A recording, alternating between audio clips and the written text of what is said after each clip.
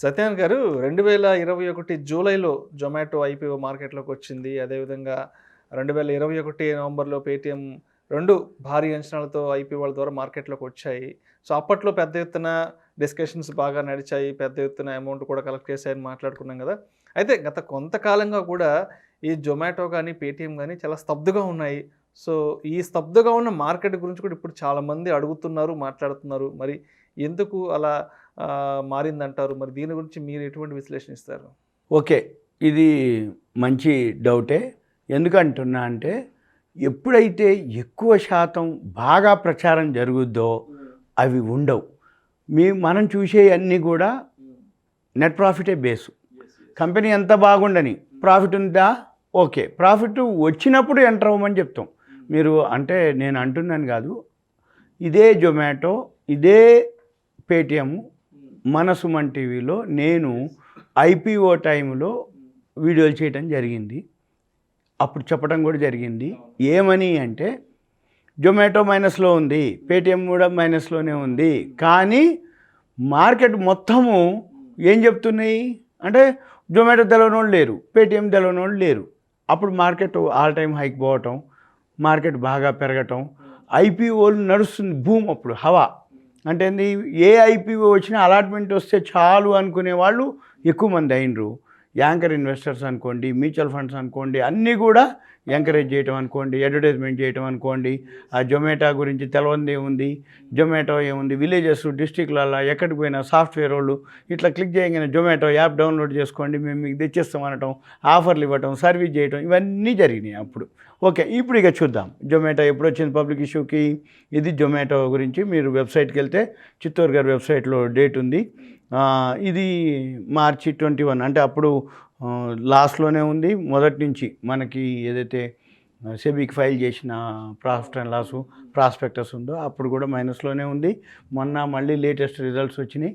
కాకపోతే జొమాటో ఏంటిది అంటే, లాస్ట్లో ఉన్నప్పుడు హైలో ఉంది, ఇప్పుడు బ్రేక్ ఈవెన్కి వస్తుంది.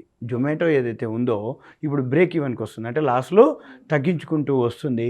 ఇంకా ఒకటి ఏంటిదంటే, లేటెస్ట్ న్యూస్, జొమాటో వాళ్ళు మేము కూడా ఏదైనా యాప్లో అంటే ఒక ప్రోడక్ట్ కానీ ఏదైతే సర్వీస్ ఉందో మీరు ఏదైనా మాకు ఆర్డర్ ఇస్తే జొమాటో ద్వారా వితిన్ 10 minutesలో ఇస్తాము అని అంటున్నారు.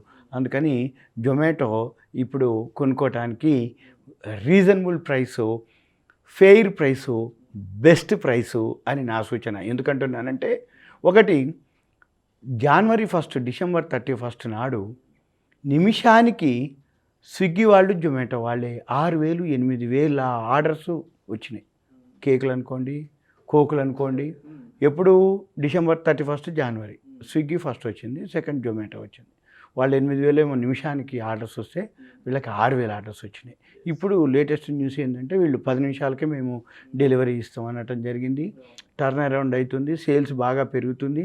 ఎప్పుడైతే సేల్స్ బాగా పెరుగుతుందో అక్కడ ఏం జరుగుతుంది అంటే, టర్నోవర్ పెరిగి, సేల్స్ పెరిగి, ప్రాఫిట్ తగ్గితే తర్వాత ఏమవుతుందంటే ఒక్కటేసారి గ్రోత్ వస్తుందన్నమాట అర్థం. అంటే ఏంది, లాస్లోనే ఉంది ఇప్పుడు కూడా వాళ్ళు profit and loss balance sheet. అంటే వాళ్ళు ఏం చేస్తున్నారు, జొమాటో వాళ్ళు లాస్ వచ్చినా కానీ రన్ చేస్తున్నారు. అంటే గుడ్విల్ కోసం, బ్రాండ్ కోసం. అంటే పెద్ద కంపెనీ నిలబడటం వేరు, చిన్న కంపెనీ. ఇది మల్టీనేషనల్ కంపెనీ జొమాటో. రెండోది ఉదాహరణకి రిలయన్స్ ఉందండి. రిలయన్స్ జియో టైంలో వాళ్ళు ఫ్రీ ఇచ్చిండ్రు. అంటే జియో టైంలో ఫ్రీ ఇచ్చిండు అంటే కొన్ని వందల వేల కోట్లు ఆయన పెట్టుబడి పెట్టి నీకు జియో ప్యాకేజ్ ఇచ్చేసి ఫ్రీ ఇచ్చిండు. ఫ్రీ ఇస్తే లాస్ వచ్చేసింది. ఆ టైంలో టెంపరీగా రిలయన్స్ షేరు డౌన్ అయిపోయింది. ఎందుకంటే మరి అన్ని బిలియన్ అకౌంట్లు కొత్తవి వస్తున్నప్పుడు లాస్లోకి పోయినప్పుడు profit and loss balance sheet ప్రకారంగా లాస్లోకి పోయి, కానీ గోల్ ఏంటిది, ఎప్పుడో ఒకసారి ఈ వీళ్ళందరి దగ్గర నుంచి నామినల్ ఫీజు కలెక్ట్ చేసిన టర్న్ అరౌండ్ అనమాట. రిలయన్స్ జరిగింది అదే. ఇప్పుడు జియో ఫ్రీ లేదు, కానీ ఆ అకౌంట్ హోల్డర్స్ అయితే అలానే ఉంటారు కదా, ఎవరికైనా పే చేయాలి కాబట్టి పే చేస్తారు. జొమాటో మాత్రం నా నుంచి రికమెండేషనే ఉంది. ఎందుకు అంటున్నానంటే, జూలై 14 ఓపెన్ అవ్వటం జరిగింది. జూలై అది అప్పుడు 76 రూపాయలు, ఫేస్ వాల్యూ వచ్చి ₹1. ఇక బ్యాలెన్స్ షీట్ వచ్చేటప్పటికి ఇప్పుడు జొమాటో మొన్న ఏదైతే క్వార్టర్స్ ఉన్నాయో, డిసెంబరు లాస్ట్ ఇయర్ 353 కోట్లు, ఈ సంవత్సరం 63 కోట్లు. అంటే ఏంది, 17-18% లాసు. రెండు చూడాలి మనం. ఒకటేంది, లాస్లో ఉన్న కంపెనీ ఏండ్ల నుంచి లాస్లో ఉంది, ఫ్రమ్ ద బిగినింగ్ లాస్లోనే ఉంది. వాడు గుడ్ విల్ బ్రాండ్ కోసం కష్టపడుతుండు, సేల్స్ పెరుగుతుంది, టర్న్ ఓవర్ పెరుగుతుంది. సేల్స్ ఎంతైతే పెరిగింది అంటే లాస్ట్ ఇయర్ డిసెంబర్ 2020కి 609 కోట్లు అమ్మితే మొన్న 1112 కోట్లు సేల్స్ వచ్చింది. అంటే సేల్స్ ఏమైంది, డబుల్ అయింది. అయితే లాస్ ఏమైంది, అంతకుముందు 353 కోట్లు ఉంది లాస్, ఏది డిసెంబర్ 2020. కానీ ఇప్పుడు వచ్చేది 63 కోట్లే. అంటే ఏంది, లాస్ ఏమైంది, తగ్గిండు. ఇప్పుడు రేపు మార్చి రిజల్ట్స్ వచ్చే టైంకి ఈ లాస్ట్ ఇయర్ మార్చి ఏదైతే ఉందో 131 crores వచ్చింది లాస్. ఈ సంవత్సరం ఇప్పుడు లాస్ ఉండదు, ఇంకా ఈ మార్చికి బ్రేక్ ఈవెన్ అయినా చేస్తారు, లేకపోతే నామినల్ 10-20 కోట్లు లాస్ వచ్చినా ఏం కాదు. కానీ నెక్స్ట్ క్వార్టర్, ఆ నెక్స్ట్ క్వార్టర్కి వీళ్ళు ఏదైతే ప్లానింగ్స్లో ఉందో, ఇప్పుడు లాస్ట్ ఇయర్ మార్చికి 700 కోట్లు అమ్మిండ్రు వీళ్ళు, మొన్న డిసెంబర్కే 1100 కోట్లు అమ్మిండ్రు. మళ్ళీ ఈ మార్చికి ఎంత అమ్మాలి వీళ్ళు, సుమారు 1400 కోట్లు సేల్స్ రావాలి. ఆల్రెడీ వస్తున్నాయి. ఎందుకోసం అంటే మార్కెట్లో ఇప్పుడు 10 నిమిషాలకే మేము చేస్తున్నాం అంటారు. అంటే దీనివల్ల ఏమవుతుంది, ఎప్పుడైనా కానీ రెండు ఉంటుంది, సర్వీస్ కావాలి, ఫాస్ట్ కావాలి, మళ్ళీ రీజనబుల్ కావాలి. అంటే మన వాళ్ళు అందరూ ఎలా ఆలోచిస్తారు, దీని కాంపిటీటర్స్ ఉంటారు. ఎవరో ఒక ఆయన, నేను ఇప్పుడు ఈ మధ్య రిలయన్స్ వాళ్ళే కిరాణం మీకు 10 నిమిషాల్లో ఇస్తామన్నారు, జెప్టోనో ఏదో ఉంది ఒక. అంటే ఏంది, కిరాణం 10 నిమిషాల్లో నీకు ఇస్తాం అని అనగానే ఇప్పుడు ఈయనేమంటుండు, నేను కూడా 10 నిమిషాల్లో ఇస్తాను. అంటే రాను రేపు అలవాటు ఎలా అయిపోతుంది అంటే కాంపిటీషన్ వస్తుంది. కాంపిటీషన్తో పాటుగా సర్వీస్ పెరుగుతుంది. ఎప్పుడైతే సర్వీస్ బాగా పెరుగుతుందో, కాంపిటీషన్ ఎప్పుడుందో, ఇన్వెస్టరు, కస్టమర్కి, క్లయింట్కి రీజనబుల్ ప్రైసు, రెండోది సర్వీసు. అంటే ఏంది, హోటల్కి పోయి తిందాం అనుకుంటాడు, హోటల్కి పోయి ఆర్డర్ ఇస్తే 10 నిమిషాలు పడుతుందేమో, కానీ నీకు ఇప్పుడు ఆర్డర్ ఇస్తే జొమాటోలో 10 నిమిషాల్లో ఇంటికి వస్తుంది. అంటే వేడివేడిగా ఉండాలి, ఈయనకి సర్వీస్ కావాలి. అంటే ఈయన రెడీ అయిపోయి, అంటే రీఫ్రెష్ అయ్యి స్నానం గీనం చేసే టైంకి వచ్చేసేయాలి, తినాలి. అంటే ఇంట్లో వాళ్ళకంటే కూడా సేఫ్ టైంకి అవుతుంది. అంటే అప్పుడు ఏమవుతుంది, సర్వీస్ పెరుగుతుంది, ప్రైస్ పెరుగుతుంది. అంటే తక్కువ ప్రైస్లో కాంపిటీషన్ దొరికినప్పుడు ఆటోమేటిక్గా ఈ క్వార్టర్ బాగా సేల్స్ పెరుగుతుంది. ఈ క్వార్టర్లో వీలైతే నా ప్రకారం బ్రేక్ ఈవెన్. అంటే ఇది లాస్ట్ ఇయర్ 134 crores వచ్చింది, ఈసారి రాకపోవచ్చు అన్నది. అంటే టర్న్ అరౌండ్ ఒకటే బండ గుర్తు. లాసులు తగ్గటం ఒక ఎత్తు, లాసులు తగ్గినాక న్యూట్రల్ ఉండి తర్వాత ఇక పాజిటివ్లోకి రావటం, అంటే బ్రేక్ ఈవెన్ అయిపోయింది. లాసులు తగ్గిపోయినాయా, ఓకే ప్లస్లోకి పోతాడు, ఇక ప్లస్లోకి పోయిందా ఇంకెళ్ళిపోతుండ అనేది అర్థం. ఇది జొమాటోకి. అందులో ఇప్పుడు ఇష్యూ ప్రైస్కి వచ్చేసిండు, అంటే 76 రూపాయలకి ఇచ్చిండు ఇష్యూ ప్రైస్.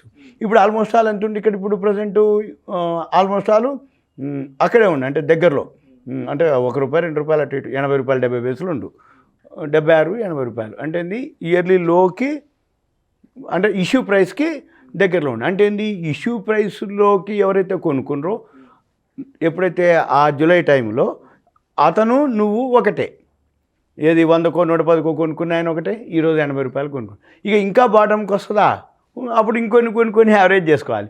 లేదు అనుకుంటే వెయిట్ చేసుకొని మళ్ళీ పెరిగినప్పుడు ఎగ్జిట్ అవ్వడం ఒక పద్ధతి. నా నుంచి జొమాటో అయితే ఓకే రికమెండేషను. రెండోది రీజనబుల్ ప్రైస్, ఎందుకంటే ఇష్యూ ప్రైస్కి వచ్చింది. ఇక పేటిఎంకి వస్తే, ఇక పేటిఎం కూడా సేమ్. అది అసలు ఫస్టే వాళ్ళు ₹1 ఫేస్ వాల్యూ, అది కూడా. కానీ నవంబర్ 10కి 2150 తీసుకోరు. ఇదంతా ఎక్కడి నుంచి అంటే ఈ మ్యానిపులేషను ఎక్కువ శాతం జరిగినట్టే. ఎందుకంటే రూపాయిది 2150, ₹10 ఫేస్ వాల్యూకి మనం జనరల్ క్యాల్కులేట్ చేస్తాం. 21,500 తీసుకుంటూ తర్వాత ఇక పేటిఎం ఎప్పుడైతే ఇష్యూ అయిపోయిందో, ఇక మార్కెట్ ఆ నుంచి ఫాల్ అవ్వటం మొదలుపెట్టింది.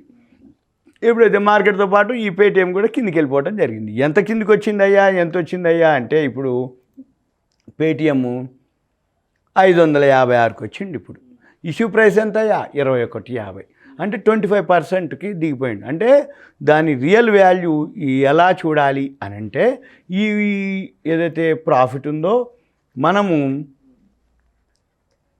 ఎంత లాస్ ఉంది ఒకటి, దాని అంటే పీర్స్ ఉంటాయి, అంటే సేమ్ సెక్టార్లో ఏవైతే ఉన్నాయో అవి మనం కనుక గమనించినట్టయితే. ఎందుకంటున్నా అంటే, లాస్ట్ ఇయరు మార్చి 2020కి ఆయన లాసే మొత్తం. ఆయన కూడా ఫ్రమ్ ద బిగినింగ్ 1000 కోట్లు 100 కోట్లు. ఎప్పుడు మన దగ్గర డేటా ఏదైతే ఉందో 2016 నుంచి ఉంది డేటా, ఒక 6 years డేటా. ఈ 2016లో 1500, 800, 1500, 34,000, 2,800, మళ్ళీ ఇప్పుడు ఈ సంవత్సరం కూడా 1,500 కోట్లు నష్టమనే చెప్తుండు. అయితే లాస్ట్ ఇయర్ కంటే తక్కువ వస్తుంది లాసు, కానీ సేల్స్ మాత్రం పెద్దగా లేదు. అంతకుముందు మార్చి 2020కి 2021కి సేల్స్ పడిపోయింది. మనం చూడవలసింది జొమాటోకు పేటీఎంకి డిఫరెన్స్ ఏందయ్యా? జొమాటో తగ్గింది, పేటీఎం తగ్గింది. పేటీఎం 25%కే వస్తుంది, అదో ఐపీఓ ప్రైస్కి వస్తుంది. కానీ జొమాటో గ్రోత్ ఉంది, పేటీఎం గ్రోత్ లేదు. ఎందుకు లేదు అంటే సేల్స్ తగ్గిపోతుంది, లాసు పెరిగిపోతుంది.